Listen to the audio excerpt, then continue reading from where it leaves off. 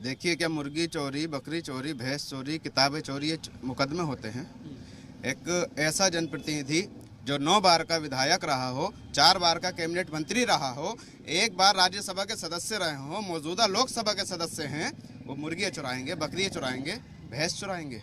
क्या फर्जी मुकदमा आपको नहीं लगता ये राजनीति से प्रेरित मुकदमे हैं? लोग कह रहे हैं कि जमीनों के भी मुकदमे क्या हैं। जमीन, पौन बीघा जमीन का मतलब था, उसमें 26 FIR हुई हैं। अगर जमीन से रिलेटेड कोई मुकदमा है तो आप उसमें सिविल पिटीशन दाखिल करेंगे, ना कि क्रिमिनल। उसमें एक जमीन के मैटर में एक मुकदमा होना चाहिए था, वो भी सिविल का। 26 FIR हुई हैं, सिर्फ काउंटिंग बढ़ाना थी उनको मुकदमों की। अभी मैं भी जानना चाहूँगा, इस बार कौन चुनाव यहाँ से लड़ रहा है? खान साहब तो जेल में हैं, अब तो खुद आजम खान चुनाव लड़ने वाले हैं, या परिवार से और कोई सदस्य? इसको लेकर क्या चर्चा है कार्यकर्ताओं में? देखिए, ये फैसला तो मोहम्मद आजम खान साहब का ही होता है, और ये फैसला इंशाल्लाह अब भी वही लेंगे कि जो फैसला वो लेंगे हम उनको दिल जान से लड़ाएंगे। वो खुद लड़ेंगे तो उनको लड़ाएंगे, वो किसी का नाम पेश कर देंगे तो उनको लड़ाएंगे। हम तो पार्टी के वर्कर हैं। आपको क्या लग रहा है, क्या हालात यहाँ पर चुनाव के? और आजम खान तो जेल में है, कौन चुनाव लड़ेगा इस बार? देखिए, इधर से चुनाव तो आजम खान ही लड़ेंगे, लेकिन जो जितने भी उनके ऊपर जो बुनियाद इल्ज़ाम लगे हैं, मुर्गी चोर, बकरी चोर, क्या कोई भी नेता बकरी या मुर्गी थोड़ी चुराता है? आप ये 100 से भी ज़्यादा मतलब लगा रखे हैं, तो इसमें कोई भी नेता किसी के घर जाके या किसी के कहीं से भी जाके जो भी मतलब एक वो है, तो मुर्गी चुराने के लिए नेता नहीं बना है या बकरी चुराने के लिए नेता नहीं बना है।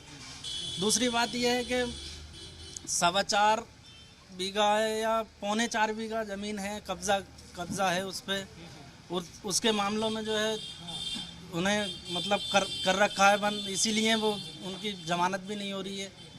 तो देखिए, ये तो सरासर गलत है, या कोई भी एक चीज़ है, बदले की भावना हो या कुछ भी हो, वो एक जी। आपको ये लग रहा है कि सरकार उनको क्यों घेर रही होगी, क्या मामला है?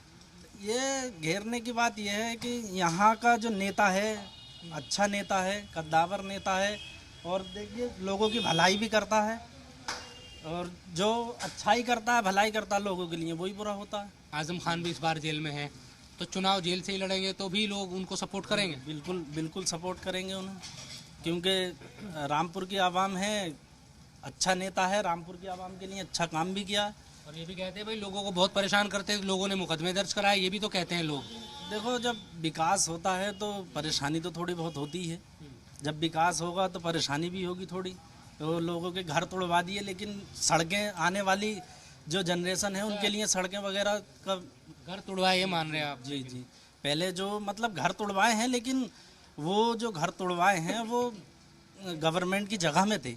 अच्छा। वो जैसे कि तालाब है, कुएं हैं, या मतलब ये इस तरह के घर तोड़वाए हैं, कोई भी किसी का मतलब निजी घर नहीं तोड़वाया है।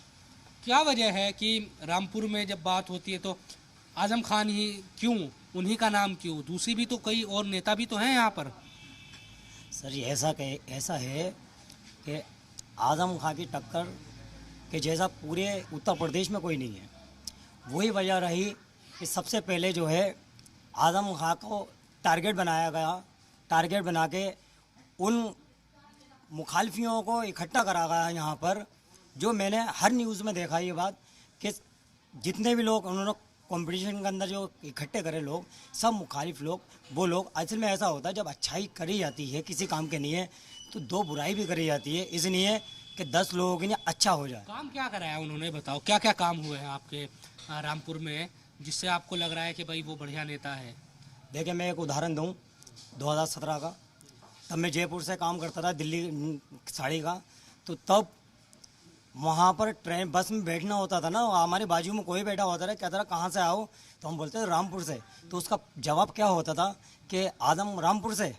तो आजम खान ने वो नाम पैदा करा है, रामपुर को एक ऐसी नई पहचान दी है जो नवाबों ने नहीं दी पहचान, बिल्कुल वो पहचान देते हमें।